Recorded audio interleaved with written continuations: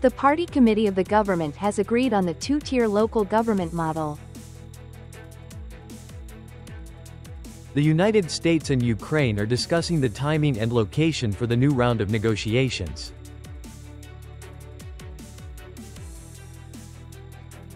France has proposed expanding its nuclear umbrella to protect its allies. You're watching today's news on NTV channel. My name is Zhang, your host. On the afternoon of March the 5th, following the instruction of the Politburo in conclusions 126 and 127, the Standing Committee of the Party Committee of the Government agreed on the two-tier local government model, which consists of the provincial level, including provinces and centrally run cities, and the grassroots level. After listening to the draft proposal and the party committee's discussion on the plan to merge some administrative units at the provincial and commune levels.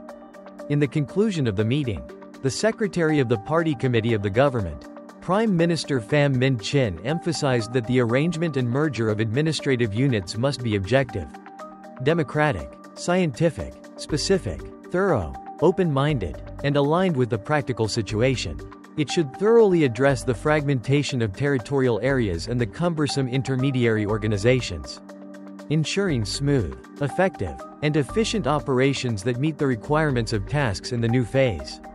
The secretary of the party committee, Prime Minister, emphasized that the merger of administrative units at the provincial and commune levels must not only meet the principles, criteria, and standards regarding area and population but also ensure the uniqueness in terms of geography, economy, society, history, culture, and complementarity. The Prime Minister instructed the Standing Committee of the Party Committee of the Government to continue supplementing and refining the proposal, presenting it to the Politburo regarding the merger of certain provincial administrative units, the elimination of district-level organizations, and the continuation of merging commune-level administrative units.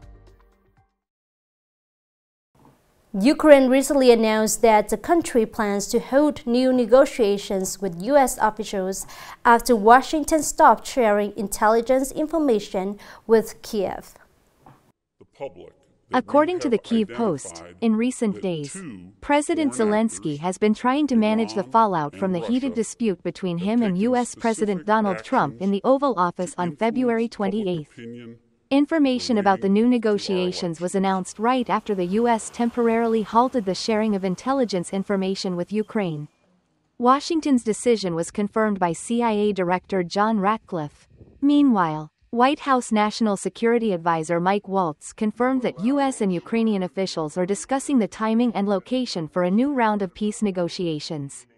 He also added that President Trump might consider restoring military aid to Ukraine if the peace talks progress and confidence-building measures are implemented. French President Emmanuel Macron stated that he is ready to discuss expanding France's nuclear capabilities to protect its European allies. French President Emmanuel Macron described Russia as a threat to France and Europe.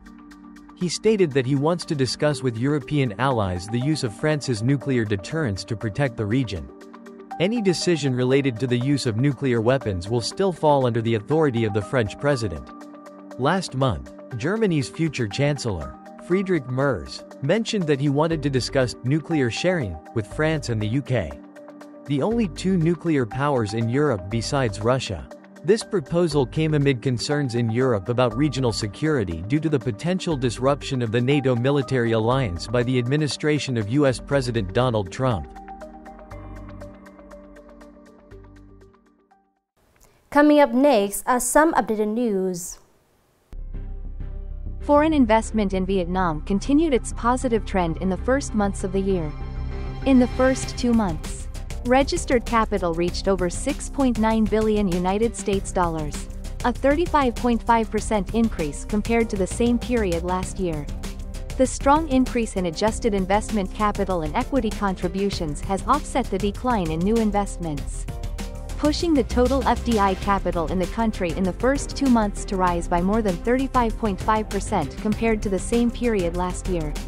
This further affirms that Vietnam is a market that foreign investors trust and are making new investment decisions as well as expanding existing investment projects.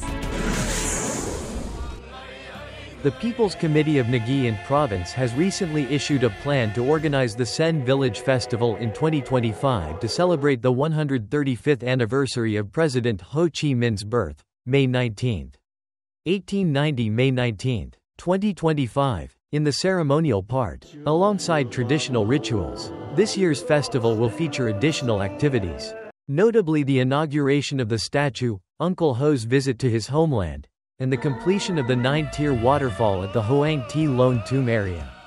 As for the festival's activities, there are several notable new features. The online photo contest, Hello, Uncle's Homeland, will help promote the image of Nghệ An to a wider audience. For the first time, the Sen Tourism Beauty Contest will be held to honor the beauty of the people and culture of Nghệ An.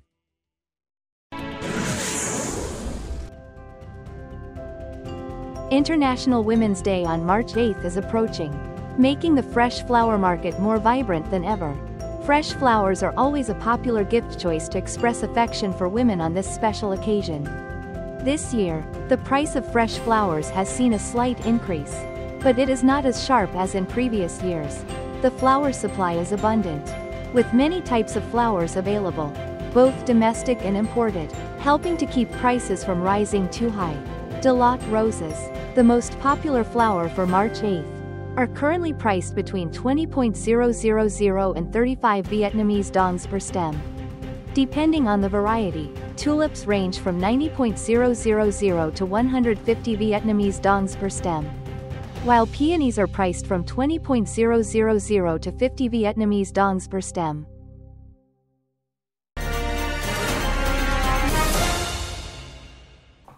Today, as many traditional crafts are gradually fading away, the blacksmithing profession in Son Thị still endures, deeply connected to the lives of dedicated craftsmen. Although it is no longer as prosperous as it once was, there are still families determined to hold on and keep the blacksmithing crafts alive. Once famous for its exquisite forged products, Son Tin Village's blacksmithing craft was not only the livelihood of many generations but also a source of pride for its traditional profession. The spacious one-story house, located right next to the main road in Son Tin Village, belongs to Mr. Don Hu Shen, one of the longest-serving blacksmiths in the area. I am 65 years old now. Started learning blacksmithing at the age of 15. My parents did this work for a long time. My father could do everything, but the helper was important. Now my children don't do this anymore.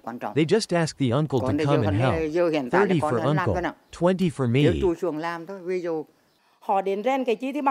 They come to forge things, and I help with the forging. I sit outside while he works inside. He can't do it alone. In its prime, even though the village had a sparse population, there were still dozens of blacksmith forges in Son Tin that worked day and night. This blacksmith village used to have about 13 households doing the craft, and the houses around here would hear the sound of hammers and anvils every morning. In reality, to develop this craft village, it still brings in a significant income. The village was famous not only in Ghi Loc district but also across Nghệ An. Today, many young people have left the village to seek other jobs, and few are still interested in the demanding blacksmithing profession. Nevertheless, there are still some elderly craftsmen, with calloused hands and a deep love for the craft, quietly keeping the traditional fire alive, as a way of preserving the soul and essence of the Son Tin craft village of old. It's the end of today's news. Thank you for watching and hope to see you next time.